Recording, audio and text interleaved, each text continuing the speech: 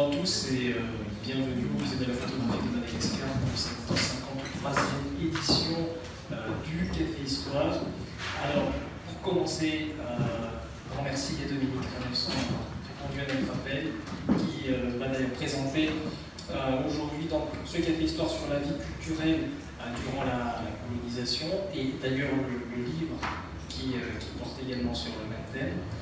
Avant de commencer, je me permets de présenter un tout petit peu le musée de la photographie. Donc, il s'agit d'une association qui s'est donnée pour mission de préserver et de valoriser le patrimoine photographique malgache afin de permettre à tout un chacun d'apprendre davantage sur le passé, sur l'histoire de Madagascar. Donc, dans la démarche du musée de la photographie, dans la démarche pédagogique, nous organisons les cafés histoires qui sont donc devenus une véritable institution dans le musée de la photo. Il s'agit d'un moment de partage, c'est un moment de discussion où la convivialité est de mise, donc loin d'un format académique. Donc voilà, nous allons donc commencer avec Dominique son conférence. Bon, bonjour à tous. Merci d'être présents. Merci au musée de la photo qui nous accueille ce matin, à l'éditrice Elina de Paris-Cabouk qui est ici. Donc c'est pour dire, et les collaborateurs que je vais présenter tout à l'heure. C'est pour dire que je prends la parole et c'est moi qui vais faire l'introduction, mais c'est tout un livre, c'est toute une équipe, a fortiori un livre collectif, c'est tout un projet que je vais vous présenter parce que c'est un projet qui a occupé au moins 3 ou 4 ans, pas à plein temps bien sûr, mais qui a été pensé, organisé et qui trouve ici aujourd'hui son point d'aboutissement. Donc c'est toujours un peu une satisfaction et en même temps on voit tout de suite les défauts, on va faire autre chose après. Donc pour ceux qui me connaissent, vous savez que quand je finis un livre, c'est que j'ai déjà 2 ou 3 en tête. Donc aujourd'hui c'est un passage, un aboutissement, une joie d'être avec des collaborateurs qui, eux, sont au début de leur carrière et qui font aujourd'hui leur première publication, c'est pour ça qu'ils sont tout beaux. Et on va partager avec vous cette réflexion globale qui a abouti à ce travail. Pour me présenter de manière personnelle, c'est nécessaire, parce que Michael n'a pas fait beaucoup. Donc, je m'appelle Dominique Rennesson parce que je suis l'épouse d'un malgache depuis déjà 40 ans. Donc, je viens à Madagascar depuis 40 ans, sans jamais y vivre tout le temps, mais très très régulièrement.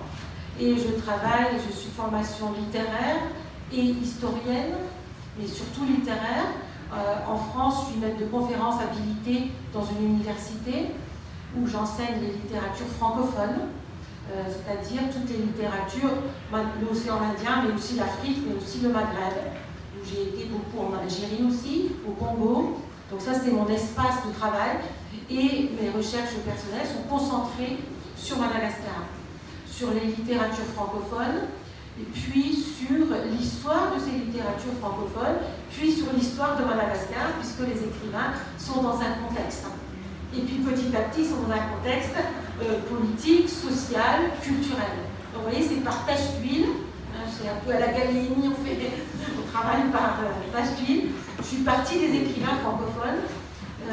Et puis, je m'aperçois qu'il est nécessaire pour les comprendre de les remettre dans le contexte. Et leur contexte s'élargit de plus en plus.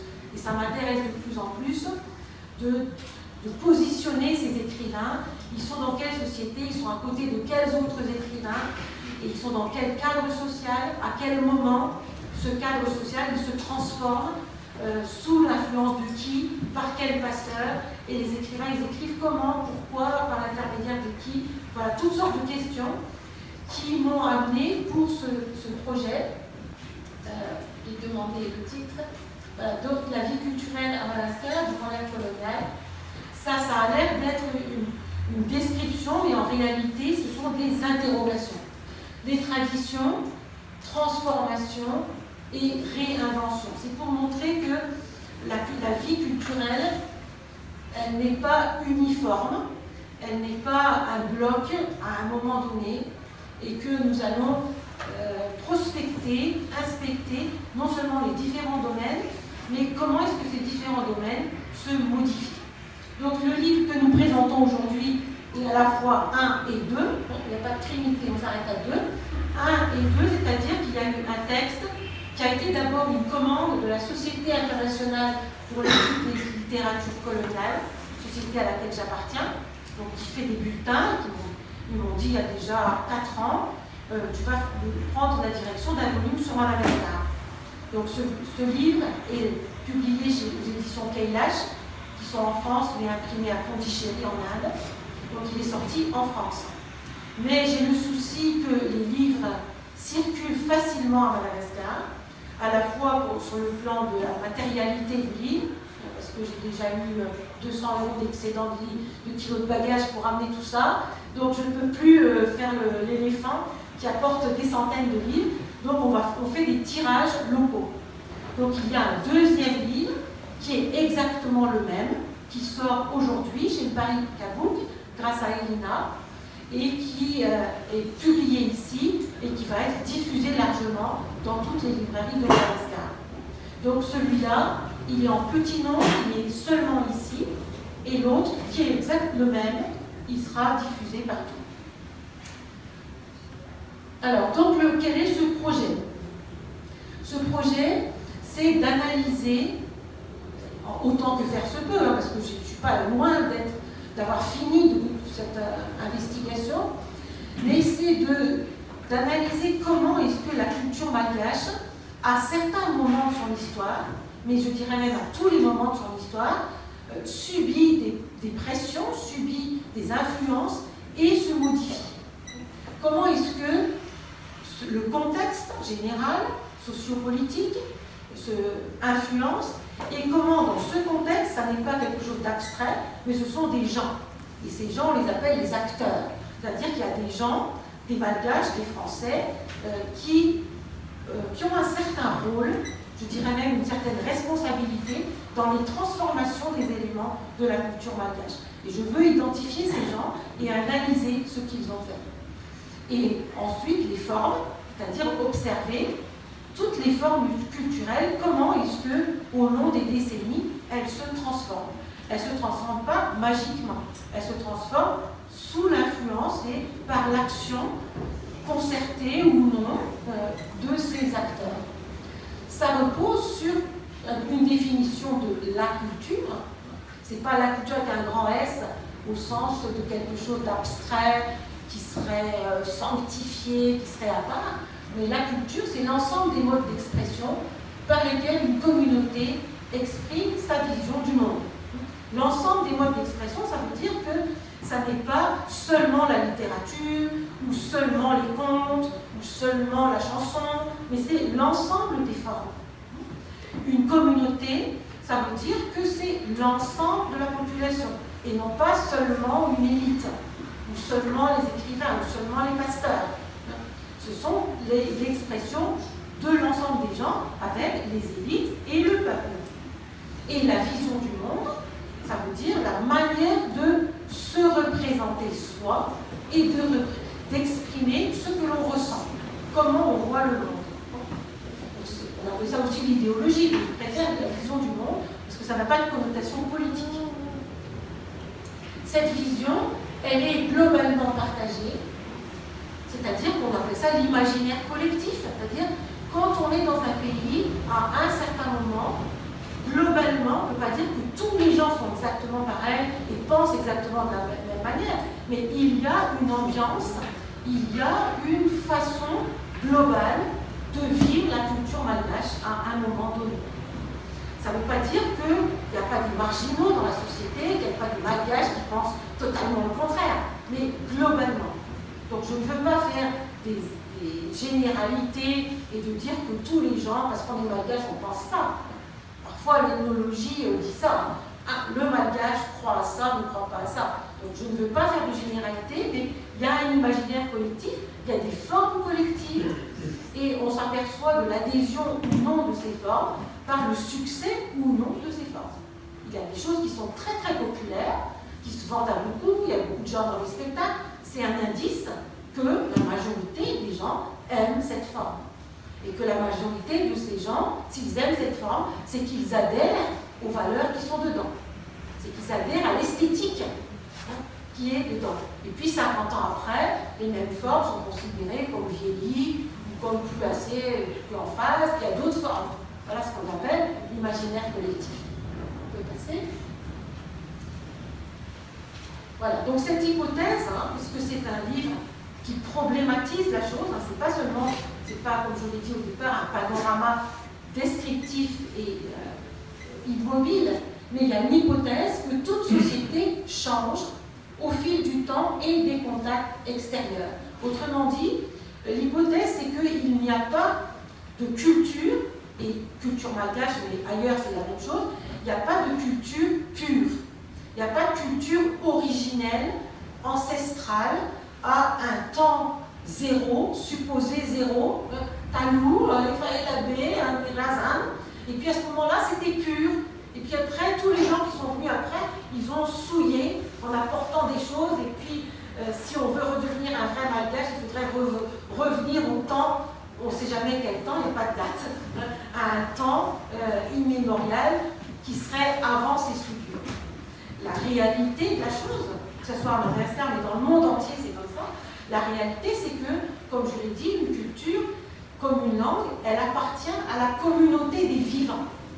Et ces vivants, à un moment, ils meurent, puis c'est leurs enfants, puis leurs petits-enfants. Donc les vivants sont les propriétaires et les créateurs de la culture. Donc ces vivants se changent, et forcément, la culture qui émane d'eux, mais qui n'est pas imposée de l'extérieur, qui émane d'eux, change avec eux.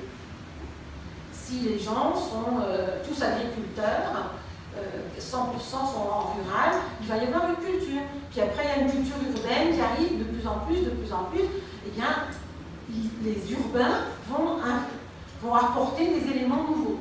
Non pas qu'ils vont souiller la culture, mais c'est comme ça, petit à petit. Et puis dans les pays où il y a 90% de gens qui habitent dans les villes, la culture a été modifiée par rapport à 2 siècles avant, où il y avait 98% dans la campagne. C'est la faute de personne, c'est la transformation de la société, et c'est la société qui porte cette vision.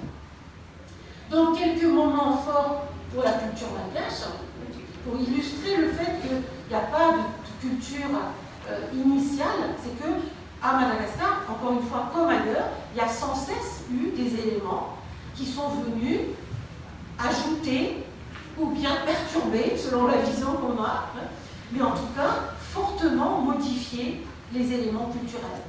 La première étape, ce sont les migrations, les plus loin migrations, qui ont formé une espèce de culture hybride, de créolisation des personnes et surtout créolisation de la langue. Ça n'est pas dommage, on ne va pas dire c'est un abâtardissement de la langue, c'est le phénomène qui s'est passé. Ce n'est pas la peine de pleurer sur ça en disant on va retourner aux Indonésiens pour retrouver nos racines. Donc il y a eu un apport, une création. Donc là on peut dire que création de la langue, c'est toujours de positif. Mais encore une fois, je décris, j'analyse et j'essaye de nous sortir des jugements de valeur. Ne pas dire que c'est dommage ou c'est bien. C'est comme ça. Deuxième, les conquêtes intérieures. Je ne refais pas l'histoire de Madagascar, vous connaissez tous les royaumes différents. Il y a eu des royaumes différents, des rapports de force entre les uns et les autres selon les siècles. Eh bien, ces contacts, dès qu'il y a contact entre des groupes, il y a des modifications différentes. Il y a des apports, il y a des reculs, on voit les gens différemment. S'ils vous ont fait la guerre, on les voit négativement. Si au contraire, ils vous ont appris des choses, on les voit positivement. Toutes ces visions du monde sont contingentes selon les périodes historiques. L'arrivée et l'adoption du christianisme, encore une autre étape où ça a changé les choses. Ça, c'était les étapes antérieures. Et j'en arrive à l'étape de la colonisation que j'ai choisie. J'aurais pu faire les autres étapes, mais j'ai choisi parce que la colonisation est un de ces moments. Donc je souligne bien, ce n'est pas le moment où la culture malgache a été perturbée. Il y a eu ces autres périodes antérieures. Donc la colonisation, est un autre moment favorable pour l'étude de ce processus de contact et d'hybridation et d'adaptation, parce qu'il y a eu des confrontations. Confrontation, ça veut dire, il y a le front, ça veut dire que c'est une opposition frontale. Parce que la colonisation, au contraire peut-être des autres périodes que je viens de citer, a apporté des choses dans un cadre de rapport de force, dans un cadre d'autorité. C'est pas forcément, c'est pas du tout même dans un cadre d'adhésion volontaire. On n'a pas dit au Malgache, est-ce que ça vous plaît d'être colonie française? Est-ce que ça vous plairait d'apprendre le français? Non, le Gallieni a dit, à partir de maintenant, dans les écoles, on parle français, point final. Parce que, donc, il a imposé, il y a eu une confrontation, il y a eu, on peut dire, une agression de la culture par imposition d'éléments venus de l'extérieur. C'est le contexte de domination. Et dans ce contexte, la culture malgache va se transformer en partie. Il y a donc ces apports. Dans ces apports, il va y avoir plusieurs manières de réagir de la culture. Et c'est ces manières que nous voulons analyser dans le volume. Soit il y a un refus total, ce qui n'est pas possible puisque le cadre est un cadre contraignant, mais il va y avoir des stratégies de résistance, des stratégies de mise à distance, des stratégies de contournement pour ne pas être complètement et totalement influencé. Et puis, il va y avoir des stratégies de métissage, c'est-à-dire, les modèles imposés, on ne va pas les adopter tels quels, parce que ce sont les modèles français que nous sommes malgaches, mais il y a des trucs qui sont bien.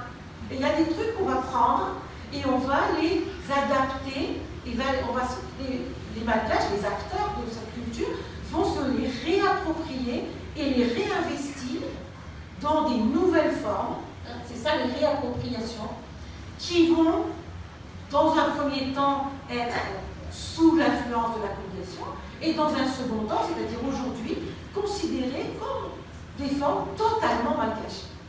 Alors qu'en réalité, c'est l'aboutissement de ce processus.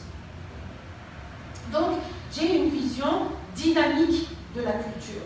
La culture n'est pas statique, elle n'est pas démolie par des ennemis, mais elle est un matériau souple et un matériau qui rend compte et qui, de l'état de la communauté à laquelle elle appartient, comme une langue. On peut passer? Alors, quand j'ai dit que la culture, ce sont plusieurs domaines, évidemment, dans le cadre étroit de ce livre, nous avons essayé de balayer un certain nombre de domaines culturels. Comme je vous l'ai dit, je suis toute l'année sur la littérature, mais j'ai beaucoup travaillé le théâtre aussi. Donc le théâtre était la première forme, et puis la poésie en français, la poésie en malgache. Voilà. Donc la poésie, j'ai étudié comment est-ce que, dans le cadre de la colonisation qui avait rayé toute forme de pouvoir royal, rayé légalement, mais aussi rayé symboliquement, en faisant un musée dans le Louvre, en mettant des toilettes dans Mouimang, dans les endroits prestigieux, etc. Il y avait donc une volonté d'enlever cette ombre royale. Eh bien, la littérature, et en particulier la poésie, mais aussi le théâtre, a réinvesti, et les personnages des rois et des reines sont très très présents dans la littérature, pendant la colonisation, avec des messages induits, qu'ils sont toujours là, qu'on attend qu'ils reviennent, etc. Donc il y a une stratégie très intéressante à analyser. La trajectoire politique originale a été étudiée. Donc là, vous connaissez tous Ravana George, un écrivain en malgache. Les romans, donc là je donnerai la parole tout à l'heure à mon collègue qui a étudié, les imprimeries à 4 sous pour le peuple, il n'y aura pas de ça là, tout ce qui est roman policier, petits romans, pas du tout prestigieux dans l'histoire littéraire officielle. Et dans les histoires littéraires, dans les programmes scolaires, on n'étudie pas ça.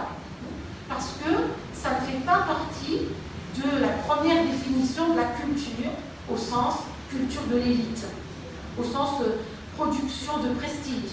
Et là, je vous suis très reconnaissant d'étudier ça, parce que nous avons une vision plus globale, plus intégratrice des éléments de la production littéraire, d'autant plus que cette production est légitimée par les tirages, par le fait que ça a eu grand succès dans le peuple.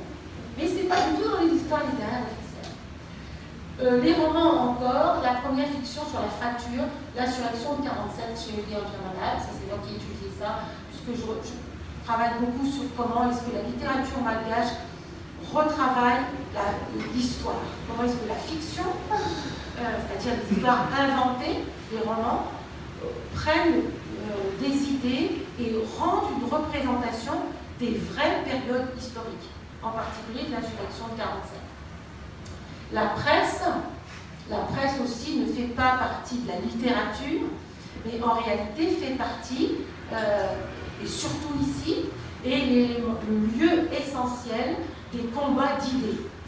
La vie intellectuelle, sous la colonisation, mais avant la colonisation, beaucoup moins maintenant, on peut dire peut-être hélas, mais c'est là que les idées, que les intellectuels développent leurs idées.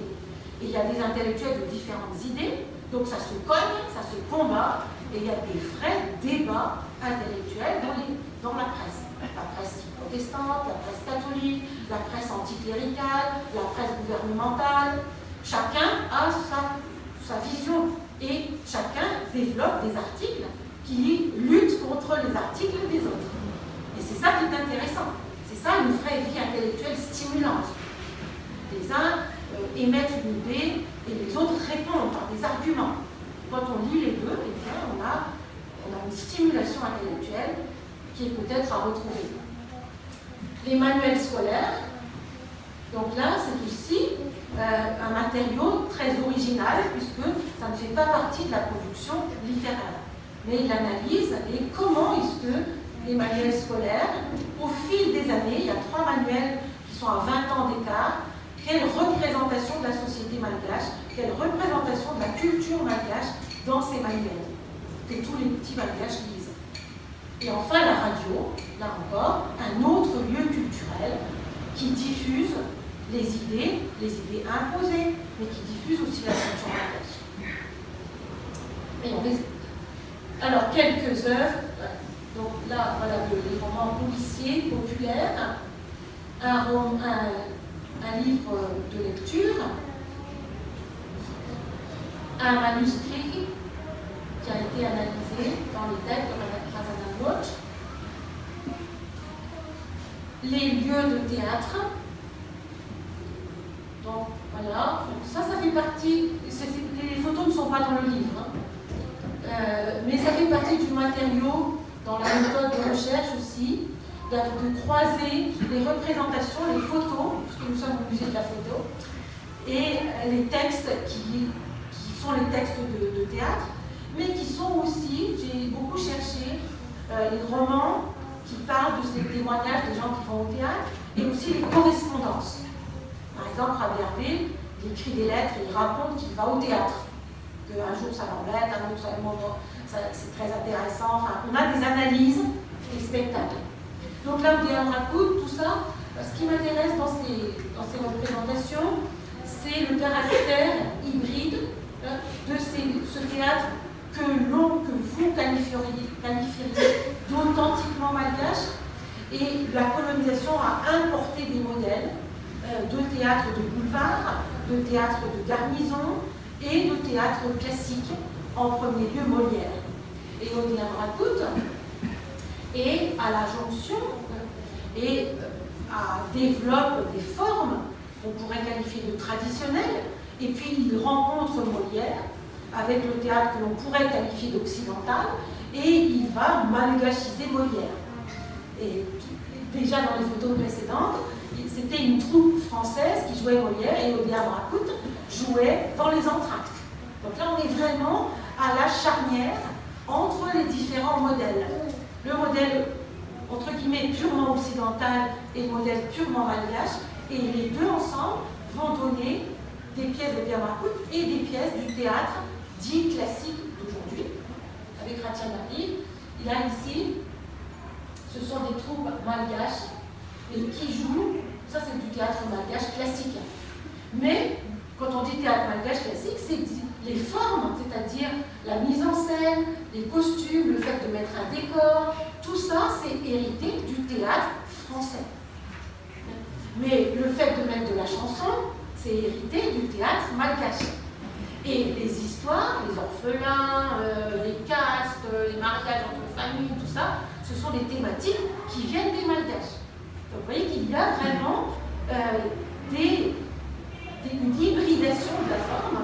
Et on oublie, quand on voit que c'est du théâtre classique malgache, on oublie que c'est sous la contrainte, entre guillemets, de cette période coloniale qui a apporté les modèles de théâtre classique français. La radio, c'est la même chose. La radio a d'abord été un instrument de propagande, c'est-à-dire un outil politique qui n'avait vraiment pas du tout l'objectif de stimuler la culture malgache, qui était un outil entre les mains de l'administration pour apporter les nouvelles de Paris, pour donner les consignes, pour malgachiser les esprits, etc., pour dominer. Et puis, il y a eu, depuis le début, des espaces réservés aux malgaches. Des espaces en langue malgache, et puis des espaces pour la musique malgache. Et ces espaces sont devenus de plus en plus importants.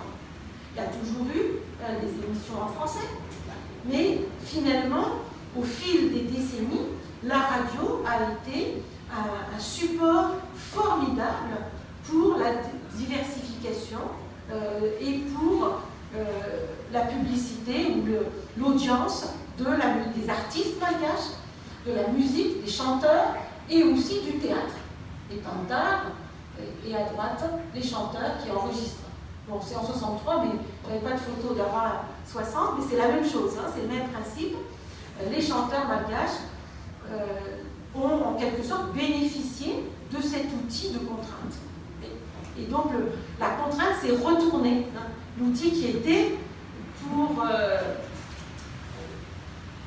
pour imposer une vision malgache, en fait, ont servi à la diffusion et à la prospérité de la musique malgache.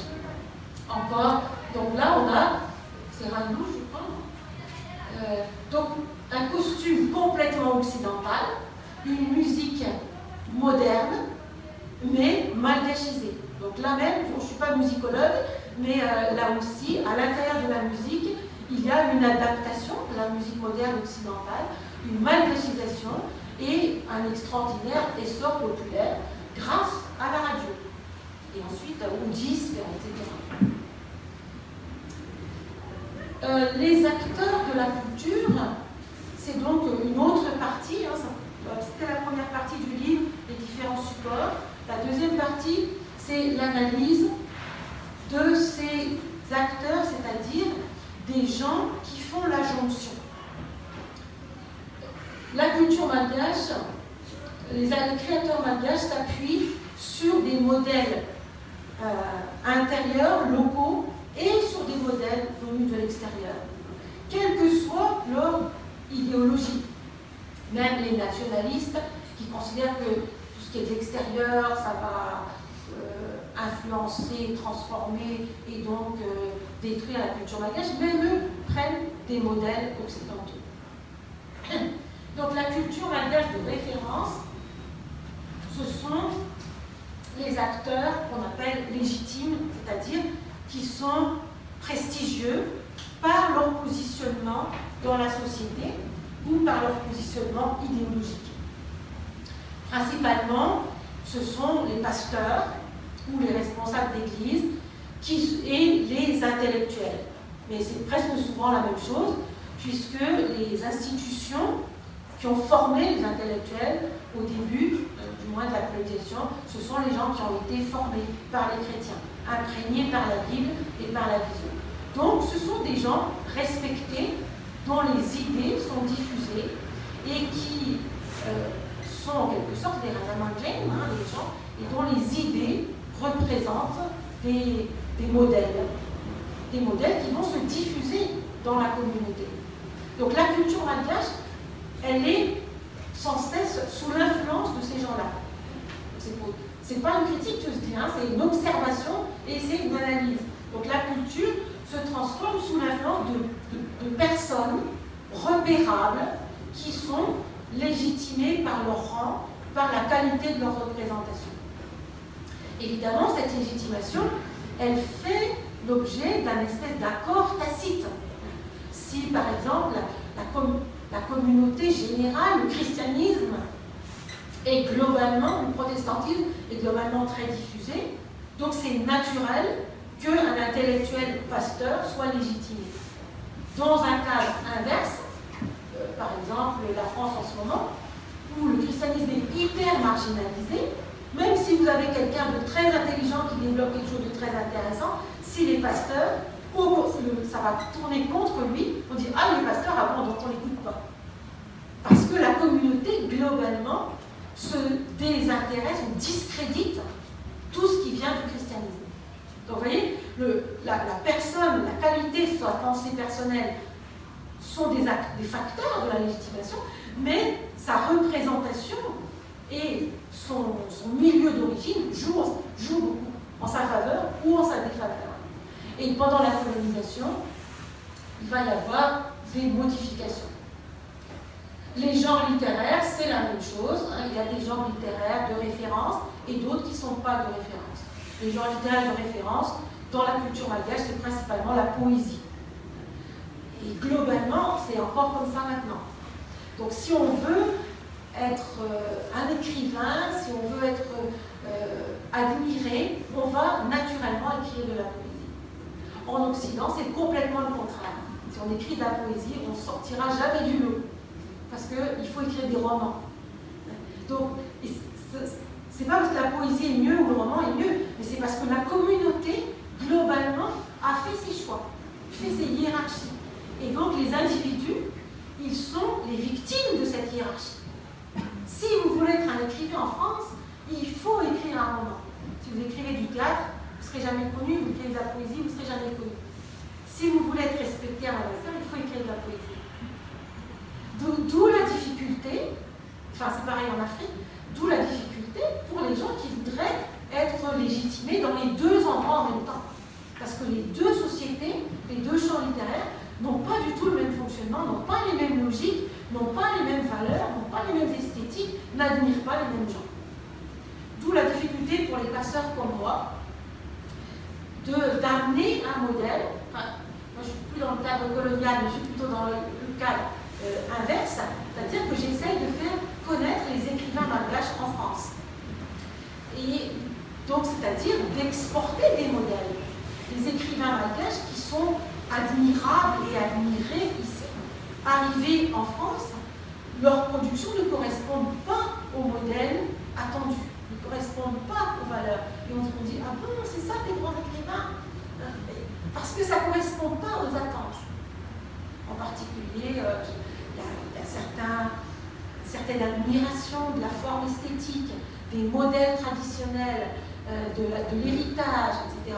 Alors qu'en France, l'esthétique, c'est la rupture, c'est la modernisation, c'est casser les modèles, c'est faire des trucs nouveaux. Et ceux qui obéissent et qui sont dans le moule, qui sont des héritiers, alors là, je dirais presque qu'on les dédaigne. Donc c'est très difficile d'importer. Par exemple, l'année dernière, il y a eu la traduction de Fumba dans Jamala. Et en français, vraiment, ça donne rien du tout, ça ne marche pas du tout. Et il aurait fallu, c'est pour ça que je suis critique littéraire, c'est qu'il faut des discours d'accompagnement qui expliquent dans quel contexte c'est fait, quelle valeur c'est, quel est le sens de telle et telle chose, de tel personnage, quels sont les sous-entendus. Il faut vraiment un discours d'accompagnement. Je reviens au passeur. Je regarde. La culture française, donc ça c'était les modèles malgaches. Maintenant, les modèles français, la colonisation était avant tout quelque chose d'administratif. Et donc n'a pas importé de grands intellectuels. Les grands écrivains qui sont restés en France, les gens qui ont fait les ruptures, les révolutions poétiques, ils sont restés en France. arrivaient ici des gouverneurs, des militaires et des administratifs.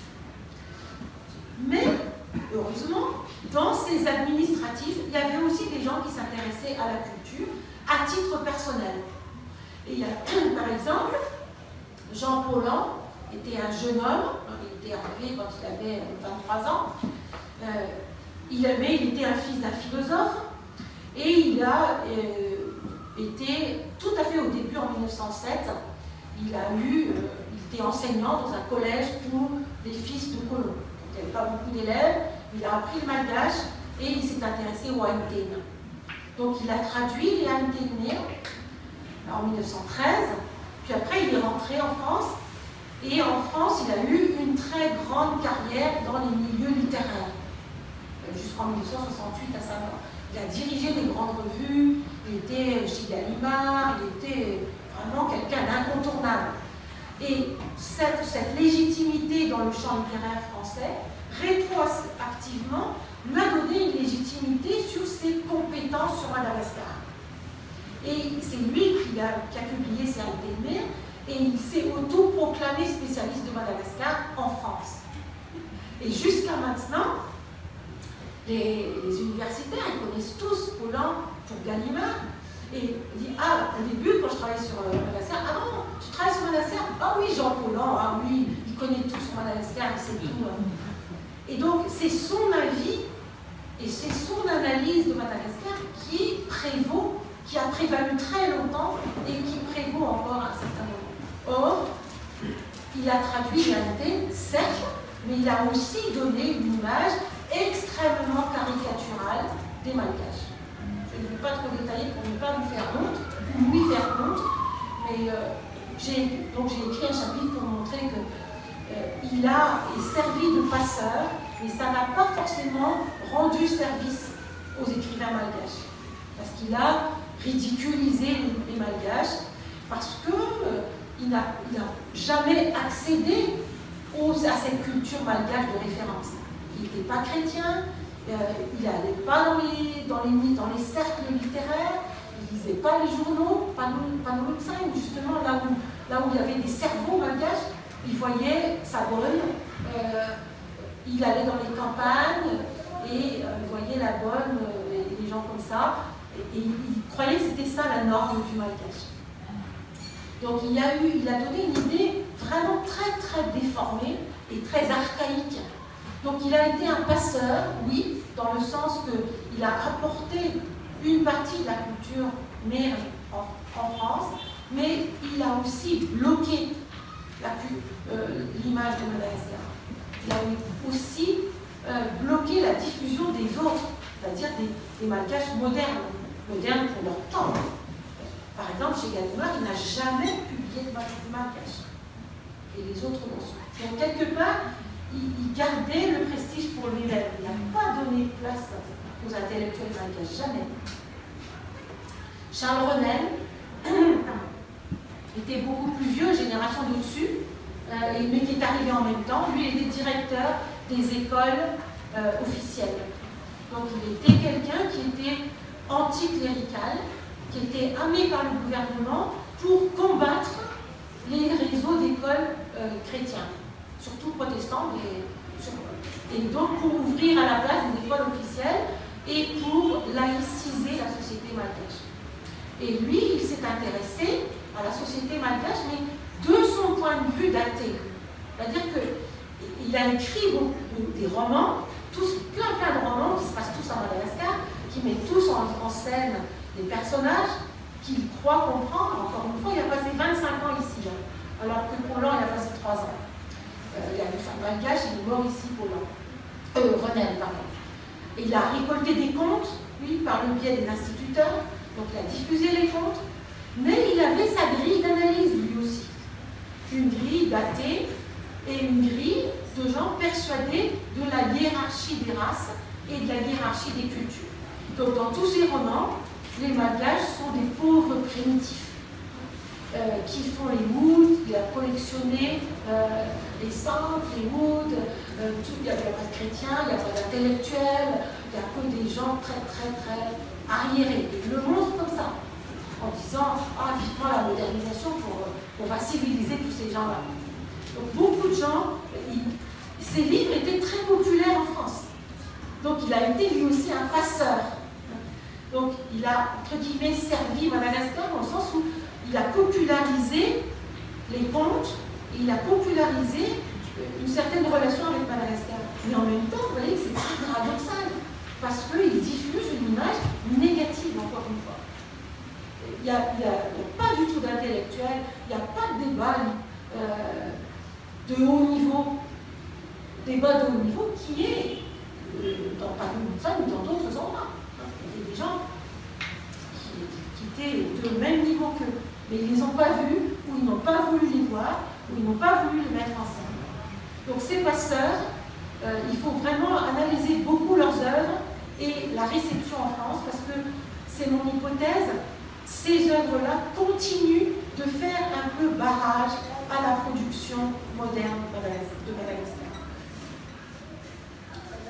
Pierre Camot et Boudry, alors ce sont deux personnes tout à fait différentes des deux précédents. Les deux précédents ont écrit beaucoup de livres en France.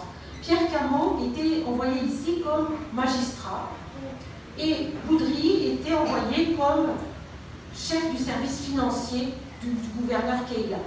Ça, c'est leur vision, leur travail officiel. Mais à titre personnel, les deux aimaient la poésie. Pierre Camot, il écrivait beaucoup de poésie et il aimait la musique. Et il aimait la peinture. Et il venait d'un village dans le sud de la France qui était une sorte de capitale de la peinture. Donc il est arrivé avec son bagage personnel. Et Boudry aussi, il écrivait des romans. Et ces deux-là, ces deux-là ont été amis avec les écrivains malgaches, en particulier avec Rabé Hervé. Donc ils avaient une bibliothèque, ils ont invité Rabé Hervé chez eux, ils ont prêté leurs livres, ils ont donné de l'argent pour des spectacles, ils ont influencé pour que le gouvernement général commande une pièce de théâtre à Rabé Hervé. Donc ils ont une influence locale, au contraire de Paulhan et Ronel, qui avaient une influence plutôt négative en France. Eux, ils ont une influence de diffusion, de stimulation de la création des Malgaches. Mais ils étaient des modèles esthétiques. En particulier pour Rabé Hervé, qui a dédicacé des poèmes, ah, mon grand Camot, mon grand Pierre Camot, quand il part en voyage, reviens vite, Pierre Camot, c'était des grandes déclarations, et il écrit à la Camot, puisque c'est son modèle, c'est son ami, c'est son modèle esthétique. Et donc, le modèle esthétique est un modèle qui est marginal en France. C'est ça que je veux essayer de montrer, c'est que Camot est un grand homme pour Rabé Hervé, mais en France, il n'est personne. Donc là encore, il va y avoir une sorte de décalage dans les passeurs et dans les valeurs esthétiques et les modes d'écriture. Et Rabé Hervé n'est pas moderne. Et jusqu'à, quand il est sorti en France, jusqu'à ces dernières années, il dit bon, c'est symboliste. On m'a fait un colloque il y a 2 ans, un de mes collègues a dit, du haut de l'estrade, oh, Rabé Hervé, les Malgaches, ils ont raté la révolution moderniste. Parce qu'en France, c'était le surréalisme, et c'est ça qu'on admire aujourd'hui. Mais le surréalisme n'est jamais arrivé à Madagascar. Ce qui est arrivé, c'est la poésie de Camot, qui était une poésie gentille, mais considérée en France comme totalement démodée. Donc vous voyez, ces passeurs, ils sont des gens qui ne sont pas restés, qui ne sont pas célèbres, mais qui en réalité ont une très grande influence sur le terrain. Et leur influence explique aussi le succès ou le non-succès des écrivains malgaches considérés comme de premier rang. Donc la culture malgache et la réception en France sont en partie dues à ces gens-là. Robert Boudry, il a aussi écrit en France un roman qui décrit la société malgache des années 30. Et comme il était dans les hauts responsables, il voyait aussi les magouilles. Il a beaucoup dénoncé, sous forme ironique, les colons qui font des affaires louches et qui s'en vont après, ou qui se suicident. Donc lui, il décrit vraiment beaucoup ça. Mais sur terrain, il soutient les Malgaches. Mais après, Pierre Cameau, quand il est rentré en France, il était rentré à la retraite, il n'a plus rien fait pour les Malgaches. Et c'est là que je me pose des questions. Il n'a pas fait venir des peintres, alors qu'il avait fait venir des peintres français ici, pour faire des expositions en 1923. Robert Boudry, il a été aussi dans l'édition, il a dirigé un journal, il n'a jamais publié un seul Malgache. Donc vous voyez, ces passeurs, ils sont à la fois des gens qui sont à des positions stratégiques pour des passages dans un sens ou dans un autre, mais à d'autres moments où ils auraient pu être des diffuseurs de la production malgache, ils ne l'ont pas fait.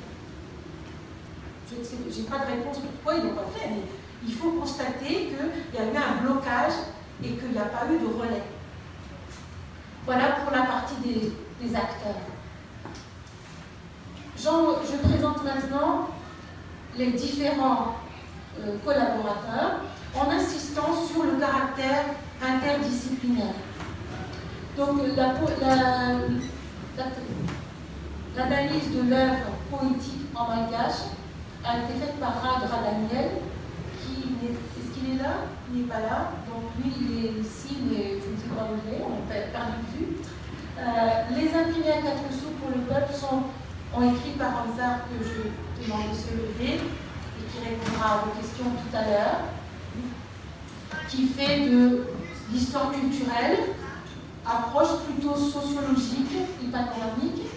La presse comme lieu d'expression des intellectuels malgaches a été écrit dans une thèse par Douvre Navan Ranjanweld, qui hélas est décédé avant d'avoir soutenu sa thèse.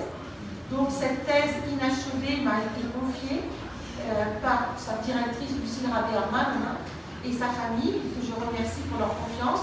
Et j'ai écrit le chapitre qui résume la thèse de Douvre, avec de larges citations de lui.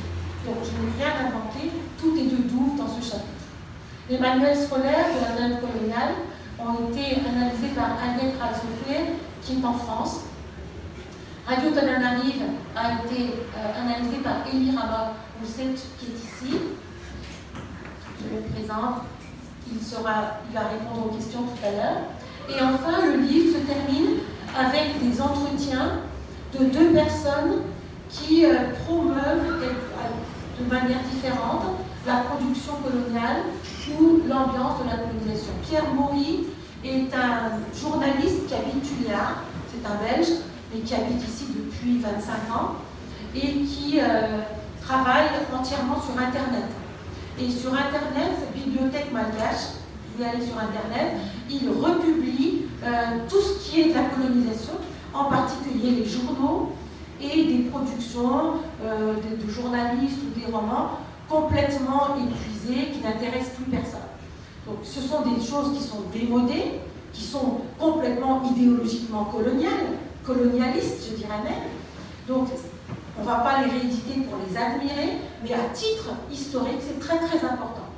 Et lui, donc il fait ça, c'est qu'il fait un très très bon travail, parce qu'on peut avec lui retrouver toute cette immense production de la période coloniale.